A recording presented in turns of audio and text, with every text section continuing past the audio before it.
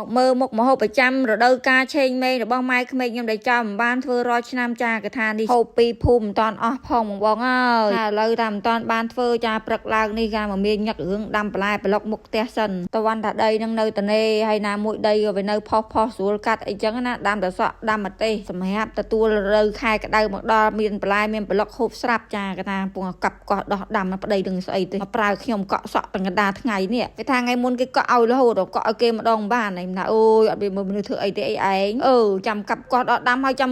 ំកក់ទៅថៃនេះយកសាប៊ូមកឲ្យប្រពន្ធអើយនេះចាំតិចកក់ឲ្យម្ដងមើលតាំងកប៉ិតនឹងធ្វើឯងចូលទេរដងកក់តែខ្លួនឯងសក់តែប្រហែលតែសៃនេះតែក៏ចង់ស្វិតអីចឹងឲ្យប្រពន្ធកក់ឲ្យម្ដងអីចឹងណាថាចាំតិចទៀតចាំខ្ញុំដាំបន្លែឲ្យសិនជ្រោយដីសិនចាំខ្ញុំទៅកក់ឲ្យហើយឯងបើចង់លឿននេះជួយបន្តិចមកស្រោចទឹកស្រោចអីចឹងទៅអាបញ្ញាបញ្ញាបានកក់សក់ត្រូវធ្វើមុខម្ហូបអីផ្សេងទៀតជាមួយម៉ៃក្មេកផងអីពួកយាយក៏ថាថ្ងៃនេះត្រូវធ្វើច្រើនណាស់ចឹងហើយតែពួកខ្ញុំទាំងពីរនឹងត្រូវជួយគាត់អីចឹងណាឲ្យរដូវកាលចិត្តឆេងមេម្ដងគាត់តែងតែវិចគៀវបងប្អូនហើយគៀវគាត់នោះវិចហូបកន្លះភូមិមិនអស់ផងថាមិនហូបតែគ្រួសារយើងណាយើងចែកគេចែកឯងខ្លះទៅឥឡូវថាកក់សក់ឲ្យប្តីសិនចាបើថាប្តីខ្ញុំវិញសក់និយាយពីដោះលួនអើយលឿនទឹកកាត់កក់ថ្ងៃមុនសាឥឡូវដោះលកញ្ញាងទៀតដោយសារតែសាប៊ូអីសាប៊ូយូវែលនេះឯងបងប្អូនអើយរត់តែប្រើរត់តែដោះលោកអើយឲ្យគ្មានជ្រុះមន្តស័យទេក្នុងនោះឲ្យពពុះវិញឡើងនិយាយហើយបើបានស្រស់ស្រីកក់ឲ្យញ៉ាំឲ្យខ្ចប់ដល់ហើយទៅសាប៊ូយូវែលបងប្អូនអើយខ្ញុំថាទៅដល់ណាក៏ខ្ញុំយកទៅតាមដែរស្រួលអីវាស្រួលកក់ហើយណាមួយសក់យើងដោះលឿនទៀតហើយបងអូន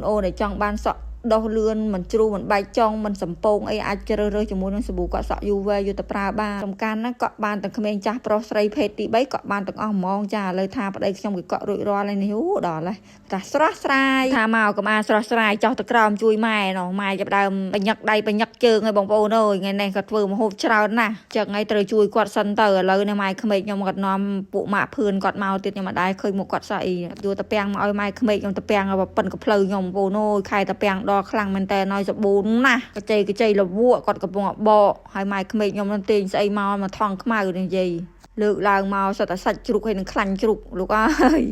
ហើយនេះក៏ធ្វើស្នូលបងប្អូនអើយស្នូលដេញនៅគៀវគាត់ណាស្នូលគៀវគាត់ហ្នឹងក៏មានតាពាំងនឹងឯងបងប្អូនអើយស្នូលគៀវស្រុកយើងគេថាត្រាវពាក់គក់អីចឹងស្រុកនេះគេប្រើតាពាំងដោយសារតាពាំងនេះតាពាំងផ្អែមវាអត់ហាងទេហើយប្រើជាមួយនឹងណែតាហ៊ូស្ងួតផងចាគេថាឈូសយ៉ែងបងប្អូនអើយនេះសកម្មភាពពងតែធ្វើម្នាក់មកមានញឹករៀងខ្លួនទៅចាឥឡូវគេថាខ្ទឹមសម៉ែក្មេកខ្ញុំមិនដែរបានមើមយកមកហូបឲ្យហូបតដើមវាឯងដកយកមកអោបបងប្អូនអើយបើមិនដឹងថាច្រើនយ៉ាងណាទៅយកទៅធ្វើមុខម្ហូបនេះមើលគាត់ថាឲ្យថាហូបមកគ្រួសារហ្នឹងគាត់ថាហូបមិនអស់ទេលោកអើយរឿងប្រហែលគ្រួសារទៅគាត់ថាចែកគេចែកឯងខ្លះអញ្ចឹងណាធ្វើហើយថាតែធ្វើហើយខ្វះទេអ្នកហូបនោះ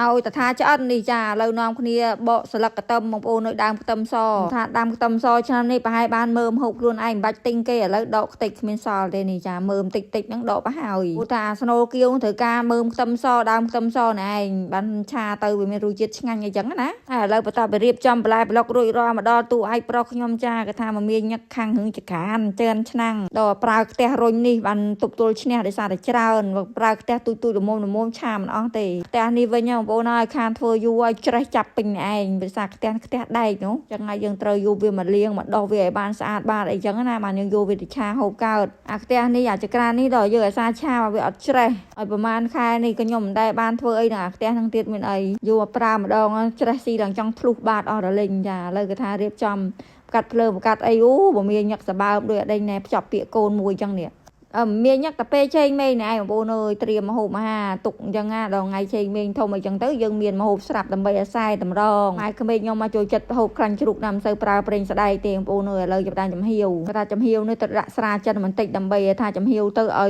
យខ្លាញ់ជ្រូករបស់យើងមានសភាពឈ្ងុយហើយទុកបានយូរឥឡូវប្តីខ្ញុំកំពុងជោគកោះនេះខ្ញុំថាខ្ញុំធ្វើអីមិនបាច់ទេឯងឈួរតែមើលទៅមួយយ៉ាងដែរណោះខ្លាញ់ជ្រូកនឹងបងប្អូនអើយចំហៀវទៅចង់កន្លះខ្ទះម៉ែក្មេងអត់មានដួសចេញខ្ញុំស្មានចំហៀវទុកមិនអីឆាយទាំងអស់ហើយទៅចំហៀវទៅវារៀងត្រង់ខ្លាច់ខ្លោចបញ្ញាប់ពេកដាក់អដេញណែតាពាំងមុនអត់ចាក់សាច់ចូលមុនឆាទេគាត់ថាគាត់ភ្លេចខ្លាចអដេញណែខ្លាញ់ជ្រូកគាត់អដេញខ្លោចអស់មានអីទៀតឆាយទាំងចឹងហ្មងទៅឥឡូវចាប់ដើមដាក់ប៊ីចេងស្ករអំបិលបងប្អូនអើយទឹកស៊ីអ៊ូទឹកអីគាត់នេះឯងចាមើលលេងបងប្អូនចាគាត់ថាចង់អាចធ្វើសាអីធ្វើបានចារសជាតិស្នូលគៀវស្រុកចិននេះបងប្អូនហើយចាគាត់ថាយើងធ្វើជាម្ហូបមុខបាយក៏បានដែរក៏ឆ្ងាញ់ដូចគ្នាឥឡូវបន្ថែមជាមួយនឹងស្ពៃជ្រក់បន្ថែមទៀតបងប្អូនអើយចានេះ